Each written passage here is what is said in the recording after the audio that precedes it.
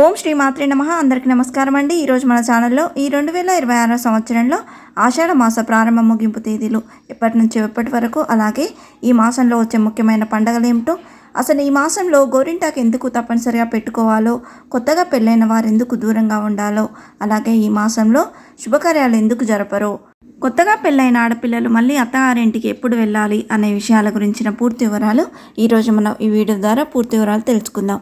ఎక్కడ స్కిప్ చేయకుండా పూర్తి వీడియో చూస్తారని ఆశిస్తున్నాను. అంతకంటే ముందుగా ఇంతవరకు నా ఛానల్ సబ్స్క్రైబ్ చేసుకుని వాళ్ళు ఉంటే సబ్స్క్రైబ్ బటన్ని ప్రెస్ చేసి పక్కనే ఉన్న బెల్ ఐకాన్ని ప్రెస్ చేసి ఆల్ అనే ఆప్షన్ ప్రెస్ చేశారంటే నేను పెట్టే ప్రతి వీడియో మీరు నోటిఫికేషన్ ద్వారా మొదటగా చూసేయవచ్చు. ముందుగా వీడియోలోకి వెళ్ళిపోదాం. మన తెలుగు సంవత్సరాల్లో 4వ మాసం ఈ ఆషాఢ మాసం. పౌర్ణమి నాడు చంద్రుడు ఉత్తరాషాఢ పూర్వాషాఢ నక్షత్రాల్లో సంచరించడం వల్లే ఈ మాసానికి ఆషాఢం అనే పేరు వచ్చింది. మిగిలిన నెలలతో పోలిస్తే ఆషాఢాన్ని శూన్య మాసంగా పరిగణిస్తారు. ఈ మాసంలో ఎలాంటి శుభకార్యాలు తలపెట్టరు. అయితే పూజా కార్యక్రమాలకు, దేవతారాధనకు ఇది సరైన సమయమని అంటారు. ఆషాఢంలో శుభకార్యాలు నిషిద్ధం అంటారు. అందుకే ఈ మాసంలో వివాహాలు, గృహప్రవేశాలు, ఉపనయనాలు వంటి శుభకార్యాలు చేయరు. అయితే ఆషాఢంలో ఇంటి నిర్మాణాలు చేపడితే చాలా మంచిది. ఈ మాసంలో గృహ నిర్మాణం మొదలు పెడితే ఆ గృహస్థుకు ధనధాన్యాలు, పశు సంపద, రత్నమాణిక్యాలు లభిస్తాయని మత్స్యపురాణం చెబుతుంది. అలాగే ఆషాఢంలో శుభకార్యాలు జరగవు కాబట్టి ఈ మాసాన్ని శూన్యమాసం అంటారు. కానీ నిజానికి ఆషాఢం శుచిమాసం. ఈ మాసంలో ఎలాంటి శుభకార్యాలు తలపెట్టకపోయినా జ్ఞానాన్ని ప్రసాదించే గురువుని మనసారా పూజించేందుకు, ముల్లోకాలను పాలించే జగన్మాతను కొలిచేందుకు, విష్ణుమూర్తిని స్మరించుకునేందుకు అనువైన మాసం ఈ ఆషాఢ మాసం. ఈ నెలలో దేవతారాధనకు చాలా ప్రాధాన్యత ఉంది. అంతటి విశిష్టమైన ఈ ఆషాఢ మాసం ఈ 2026 సంవత్సరంలో ప్రారంభ ముగింపు తేదీలు ఎప్పటి నుంచి ఎప్పటి వరకు ఇప్పుడు తెలుసుకుందాం. ఈ 2026 సంవత్సరంలో ఆషాఢ మాసం అనేది జూలై 15 బుధవారం ఆషాఢ శుద్ధ పాడ్యమి తిథితో ప్రారంభమై ఆగస్టు 12 బుధవారం ఆషాఢ బహుళ అమావాస్య తిథితో ఈ ఆషాఢ మాసం అనేది ముగుస్తుందండి. తర్వాత ఆగస్టు 13 నుండి శ్రావణ మాసం అనేది ప్రారంభమవుతుంది. ఈ మాసంలో వచ్చే ముఖ్యమైన పండుగలు ఏమిటో ఇప్పుడు తెలుసుకుందాం. ఆషాఢ మాస ప్రారంభం నుండే, అంటే ఆషాఢ శుద్ధ పాడ్యమి నుండే వారాహి గుప్త నవరాత్రులు అనేవి ప్రారంభమవుతాయండి. ఈ వారాహి గుప్త నవరాత్రులు అనేవి జూలై 15 బుధవారం నుండి ప్రారంభమై జూలై 22 బుధవారంతో ఈ వారాహి గుప్త నవరాత్రులు అనేవి ముగుస్తాయండి. తదుపరి జగన్నాటక సూత్రధారి అయిన ఆ మహావిష్ణువు ఆ స్వామికి సంవత్సరానికి ఒకసారి అంగరంగ వైభవంగా నిర్వహించే రథయాత్రను ఆషాఢ శుద్ధ విజయ తిథి నాడు జరుపుకుంటారు. ఈ ఆషాఢ శుద్ధ విజయ తిథి అనేది జూలై 16 గురువారం రోజున వచ్చిందండి. ఆషాఢ మాసంలో తెలంగాణలో విశేషంగా జరుపుకునేటువంటి బోనాల పండుగ జూలై 19 ఆదివారం లష్కర్ బోనాలతో ప్రారంభమవుతుంది.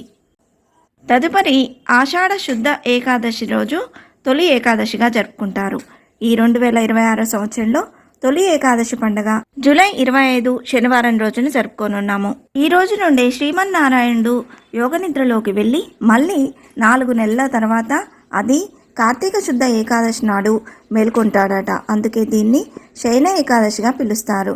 తమ జీవితానికి మార్గనిర్దేశం చేసి ముక్తి మార్గం వైపు నడిపించిన గురువులను పూజించి సత్కరించే పరమ పావనమైన రోజే గురు పూర్ణిమ.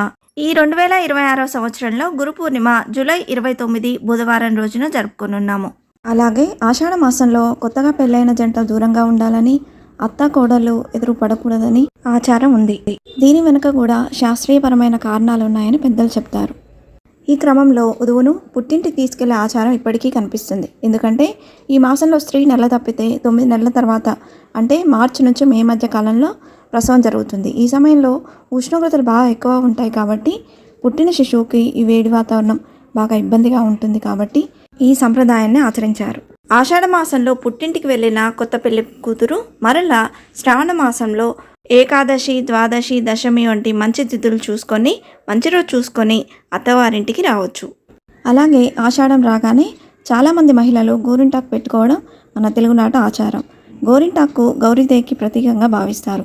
ఈ మాసంలో అధిక వర్షాలతో నీటిలో మార్పులు చోటు చేసుకుంటాయి. క్రిములు, రోగాలు పెరిగే మాసం కూడా ఇదే. అందువల్ల మహిళలు నీటితో ఎక్కువగా పనిచేయడంతో ఈ గోరింటాకు పెట్టుకుంటే వారు అనారోగ్యం బారిన పడకుండా ఉంటారని ఆయుర్వేదం తెలియజేస్తుంది.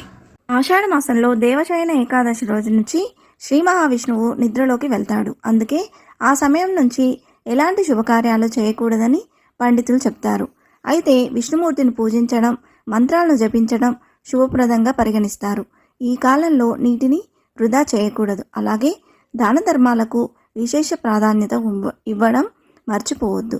ఇంతే ఫ్రెండ్స్, ఈ వీడియో మీకు నచ్చిందని ఆశిస్తున్నాను. ఇలాంటి ఇంట్రెస్టింగ్ వీడియోస్ కోసం please subscribe my channel and press the bell icon. అలాగే లైక్ చేయండి, షేర్ చేయండి. మీకు ఏమైనా సందేహం ఉంటే నా కమెంట్ బాక్స్లో పోస్ట్ చేయండి. మరొక మంచి వీడియోతో మేము ముందుకు వస్తాను. అంతవరకు సెలవు. సర్వేజన సుఖినో భవంతు. స్వస్తి.